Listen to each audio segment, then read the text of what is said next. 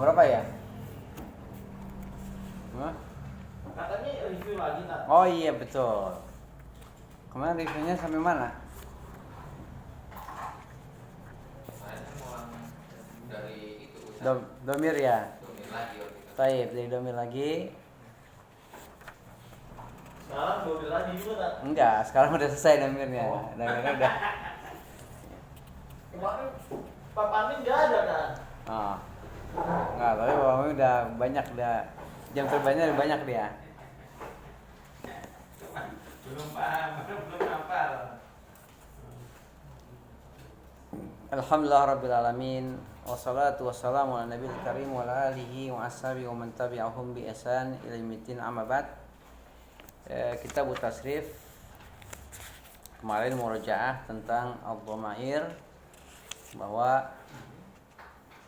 ya kemarin ternyata itu yang rusak gitunya. Ginian ini, enggak apa namanya rusak, bahasanya habis. Jadi nggak fungsi, nggak bisa dingin. Udah diganti udah bagus. Taib. Ad-dhamair adalah kalimat yang menunjukkan kepada makna dia, engkau, saya, maupun seorang, berdua atau banyak, laki-laki atau perempuan. Dan dia ada 6 macam dhamir dalam bahasa Arab ya. Dan ini diterangkan juga di kitab-kitab yang lain tentang 6 macam dhamir ini, meskipun dengan sajian yang berbeda dari kitab Tasrif. Ya. Ada yang dirasa Mas Rahmat capek? Enggak bisa. Oh iya. Nah, ya mudah-mudahan Allah angkat penyakitnya dan lelah dan letih kita di jalan Allah itu Allah nilai pahala insyaallah taala. Apalagi menuntut ilmu, ya pahalanya sama dengan jihad fisabilillah.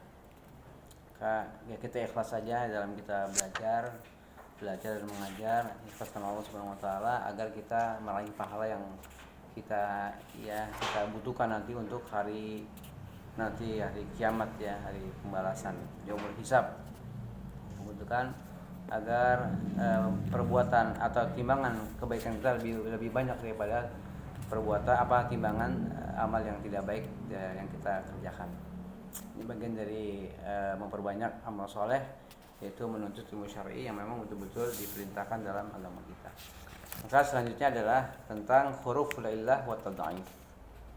Bahwa setelah selesai membahas domir beserta macam-macam lafaz-lafaz dan keterangan-keterangannya, maka ilmu yang selanjutnya dibahas setelah pembahasan ad-dhamair atau domir ya, yaitu tentang huruful illah wa tad'if. Huruf-huruf penyakit dan huruf kembar. Untuk huruf illah halaman 18. Ya.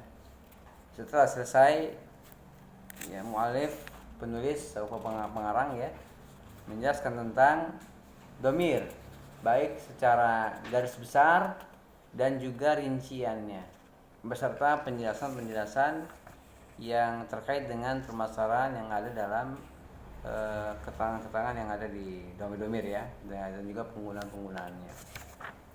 Itu misalnya kalau domir mutasil maka dia bersambung, ada yang buat ini, buatnya gitu ya, seperti itu penggunaannya. Dan yang terakhir domir jar idhofah ya seperti itu, maka juga ini sudah dijelaskan. Maka huruful illah wa tad'if, huruf-huruf penyakit dan huruf kembar, huruf yang berganda. Ya, ini juga kita murojaah dulu, ya kita murojaah sejenak, dan ini sudah kita pernah pelajari. Intinya bahwa huruful illah itu huruf penyakit, dan dia adalah ada 3 huruf illah, alif, waw, dan ya. Ini huruf illah. Ya. Illah itu artinya sebab secara bahasa atau penyakit. Ya wow alif. Ya, alif, waw, dan ya. Ini huruf illah, huruf penyakit. Ya, kenapa demikian? Karena ada fiil-fiil yang ada huruf ilahnya, baik di huruf pertama, kedua, atau ketiga. Karena kebanyakan sebagian besar fiil dalam bahasa Arab itu 3 huruf, sehingga dibuat pola fa'ala. Ya, atas dasar bahwa karena kebanyakan fiil dalam bahasa Arab itu adalah 3 huruf, ya sebagian besarnya, maka dibuatlah pola fa'ala. Nah di sini ya kaitannya dengan huruf ilah, bahwa ada fiil-fiil yang ada huruf ilahnya ini. Ya, pada huruf-huruf fiil-fiilnya. Fa, ain dan lam. Ada huruf ilahnya. Maka dibahasnya tentang adanya huruf ilah dan huruf kembar. Ya, dinamakan begitu lantaran huruf waw, alif dan ya ini sering jadi sebab buat memanjangkan lain-lain huruf. Artinya bacaannya jadi panjang. Misalnya qala. Nah, qa-nya jadi panjang. Tapi kalau daraba enggak ada yang panjang.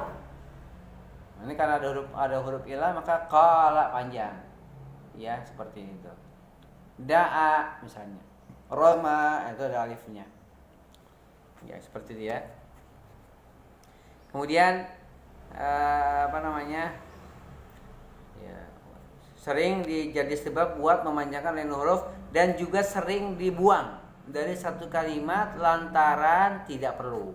Misalnya qala fi'il amarnya kul, alifnya dibuang karena nggak perlu. Qala kul, ya, tidak diperlukan maka huruf ilah itu dibuang. Nah, itulah huruf ilah, huruf penyakit. Kemudian sebagaimana dibuangnya sesuatu yang berpenyakit. Namanya juga penyakit. Penyakit itu kalau menempel kan gak enak maka harus dibuang. Ya, karena dia membuat tidak nyaman. Ini juga huruf ilah. Ya, terkadang dia dibuang karena tidak diperlukan. Huruf-huruf tadhif itu, sekarang huruf tadi huruf ilah sudah. Sekarang huruf tadhif. Huruf-huruf tadhif itu ialah huruf yang kembar, yang beridgham seperti farra.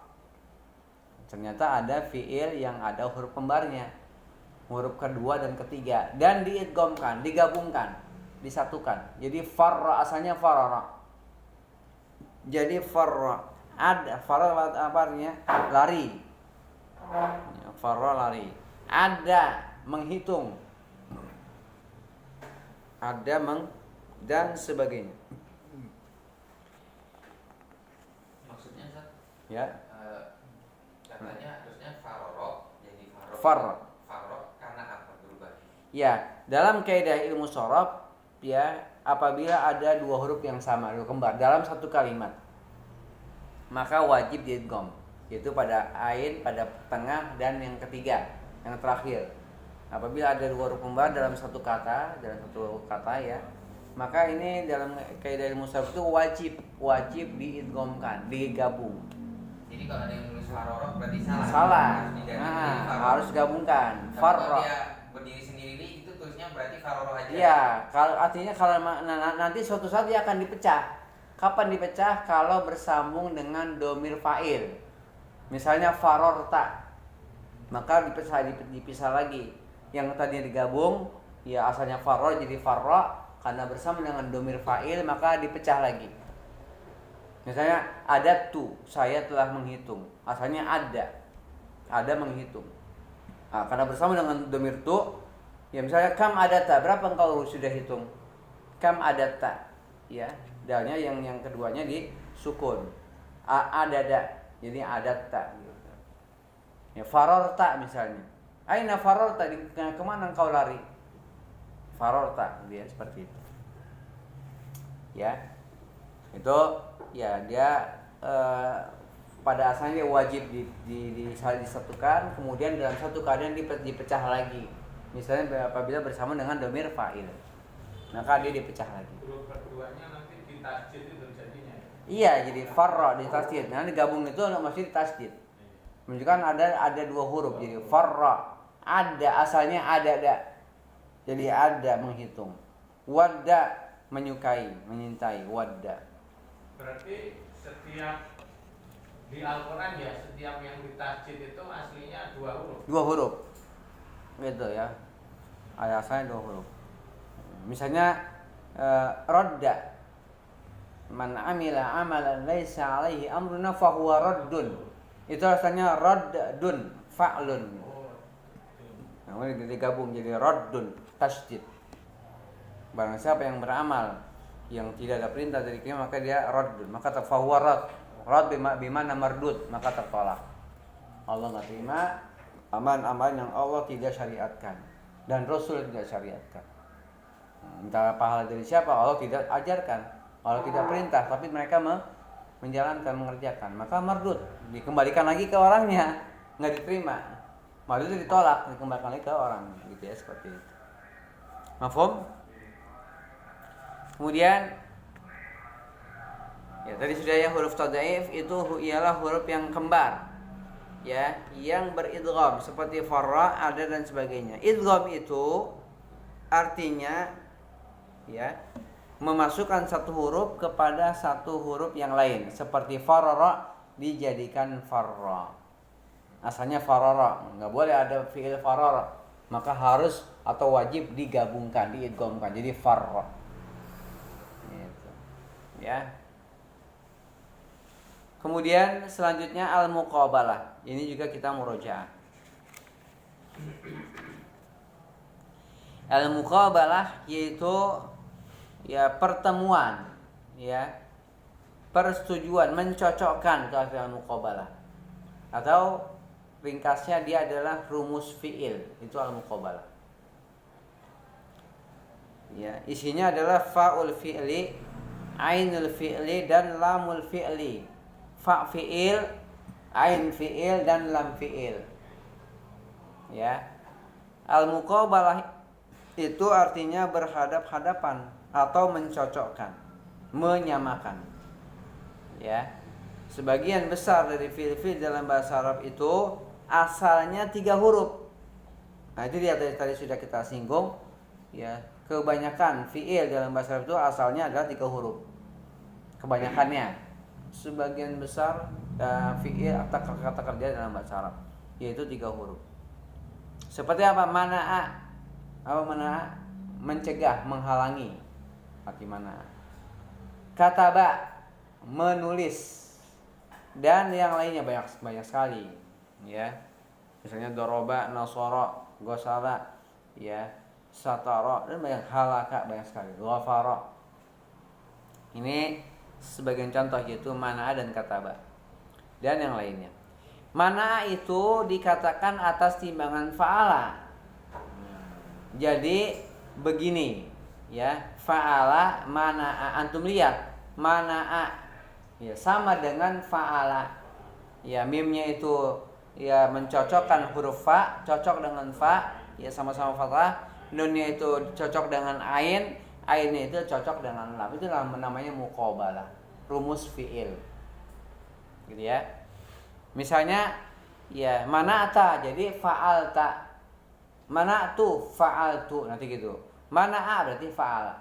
Tinggal disamakan dengan wazan. Fa'ala namanya wazan, mana'a namanya mauzun, contoh fi'il namanya mauzun. Jelas? Mana'a namanya apa? Wazan, pola, rumus. Ya fa'ala, fa'ala namanya wazan. Mana'a namanya mauzun. Ya contoh fi'il. Mauzun, ya. Wazan, mauzun. Fa'ala wazan. Ya. Pola. Fa'ala, mana'a, gitu ya. Nah, ini namanya apa? Wazan. Waznun. Wazan. Pola. Ini apa namanya? Mauzun. Mauzun. Mauzunun. Isim maf'ul.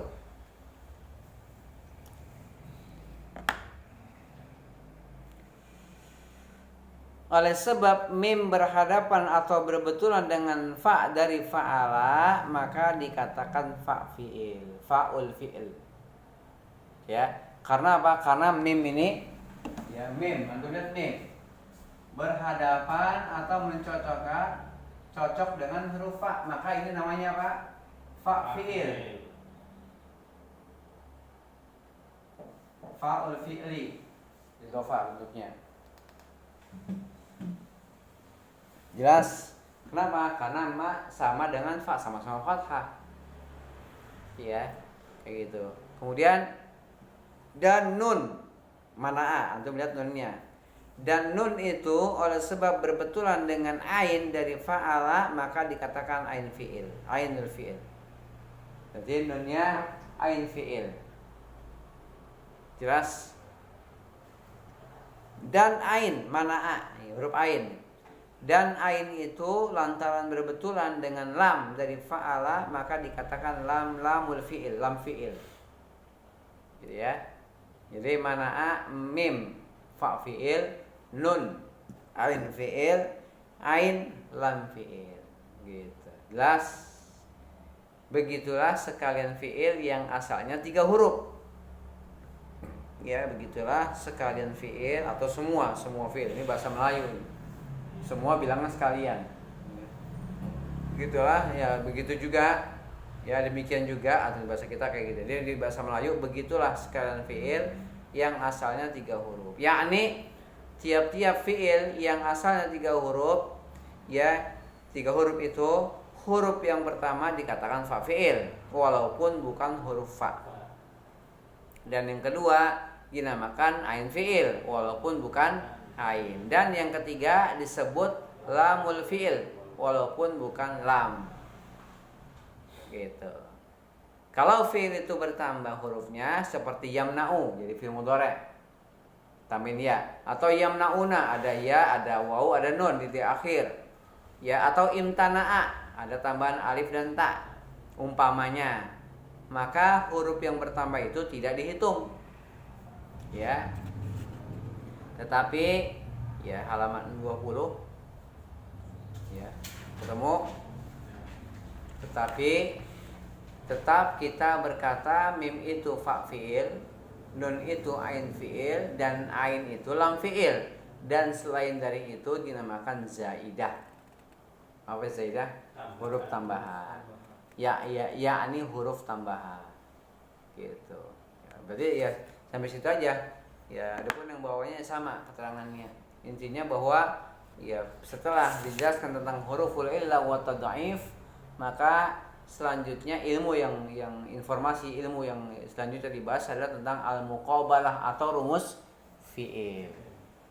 Bahwa karena sebagian besar kata kerja di dalam bahasa Arab itu asalnya 3 huruf, maka para ulama, para ahli lugah, ulama bahasa Arab ya membuat pola fa'ala itu jadi pola fi'il. Karena memang fa'ala itu secara kebetulan ada artinya dalam bahasa Arab itu berbuat. Mada tafal, apa yang kau perbuat? Ada fa'ala itu ada artinya. Dan sekalian juga dibuat rumus dan dia punya arti berbuat. Maka jadilah fi'il, itu arti perbuatan. Jadi pas sekali itu. Sudah Allah takdirkan, sudah tetapkan ilmu ini dikembangkan dengan adanya ya pembentukan pola fa'ala. Yang dari situ nanti akan berkembang ya sangat banyak kata-kata dalam bahasa Arab dari ilmu shorof itu. Nah, ilmu shorof itu ilmu untuk melahirkan kata dalam bahasa Arab yang dari satu kata menjadi sangat banyak sekali. Menakjubkan, bahasa Arab itu luar biasa keindahannya. Fa'illam taf'alu wa lan taf'alu. Jika kalian tidak bisa berbuat dan kalian tidak akan bisa berbuat, ya nggak bisa menandingkan Al-Quran dengan ketinggian bahasa Arabnya itu.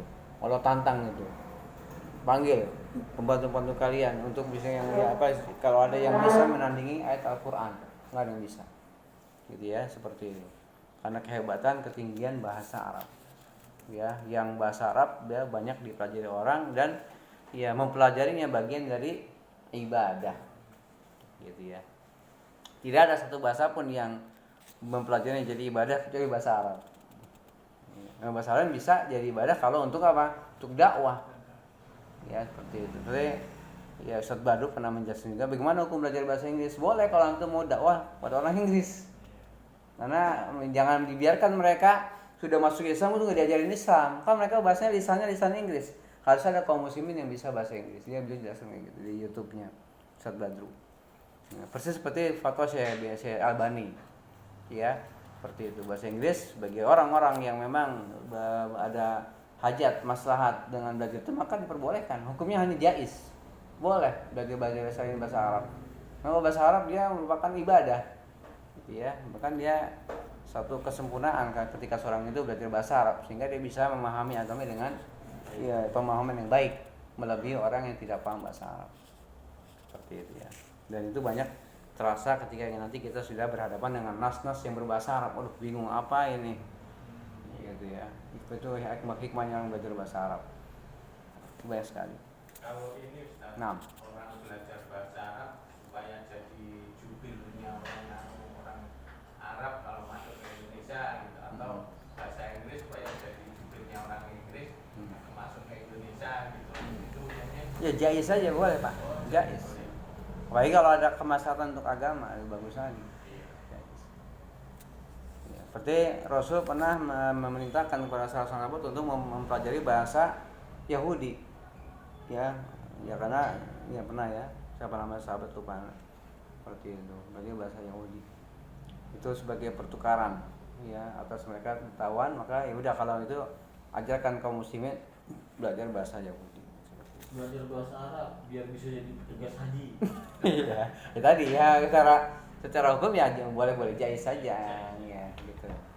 Tapi janganlah hal-hal terkait dengan agama itu dikaitkan dengan masalah keduniaan gitu. Makanya intinya belajar bahasa itu untuk apa namanya agama ya, untuk belajar agama. Kan petugas haji bukan urusan dia tak? Ya, tapi kan dia nanti dia ngambil apa? Cari duit kan? Cari duit enggak? Nah, cari duit. Ya kalau semata-mata untuk itu ya hanya nggak dapat pahala, tapi kalau dia buat ibadah, buat membimbing apa segala macam ya jadi ibadah juga bisa. Kalau niatnya bukan semata-mata cari duit dari dunia gitu ya. Ya cukup dulu kali ya. Sampai sini dulu karena kita bagi waktu kita supaya bisa kena dua-duanya. Masa bu, kayaknya ada tanya. Wassalamualaikum warahmatullahi wabarakatuh.